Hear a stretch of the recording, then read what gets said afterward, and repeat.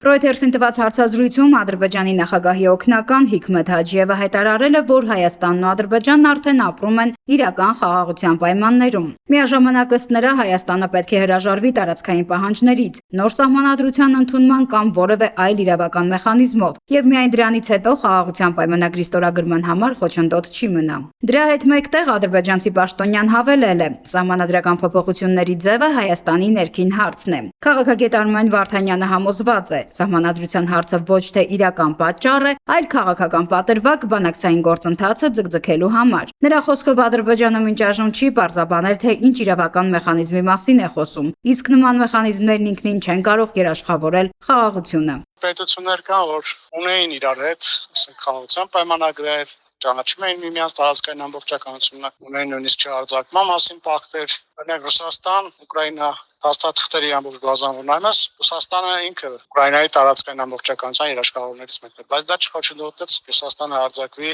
Ուկրաինայի վրա, այնպես որ նույնիսկ այդ մեխանիզմները, որոնց մասին ինքը ասում է, էլի վերջնական չեն։ Քաղաքագետի գնահատմամբ պատերազմն ու խաղաղությունը չեն որոշում միայն իրավական փաստաթղթերով։ Նրա համոզմամբ Ադրբեջանի պահանջն ավելի շատ քաղաքական բնույթ ունի, իսկ եթե սահմանադրական փոփոխություններ չլինեն, բանակցային գործընթացը կարող է շարունակել մնալ փակուղում։ Միաժամանակ Վարդանյանը կարծում է, որ մոտակա տարիներին լայնածավալ պատերազմի վտանգը սահմանափակվում է նաև միջազգային գործոններով։ Թրամփի հեղինակությունն է դրել այս գործընթացում եւ պատերազմ թույլ չի տա։ Դրանից հետո թե ինչ կլինի արդեն ոչ մեկ կարծում չի գիտի հստակ, չի կարող նշել։ Իմ կարծիքով դա նույնիսկ կարելի է այս պահին էլի սպասողական վիճակում է, տեսնի թե դա ինչ կլինի, ոնց կզարգանան իրադարձությունները, ինքն վերջնական սցենարը։ Անդրադառնալով միջազգային դերակատարների շահերին, քաղաքագետը նշում է, որ այս հարցում Արևմուտքի ու Ռուսաստանի մոտեցումները տարբեր են։ Քաղաքական արևմուտքը ուզում է խաղաղության պայմանագրի ստորագրվի, որը վերջնականապես կոնֆլիկտը լուծվի, ինչ չի կարելի ասել Ռուսաստանն ասել։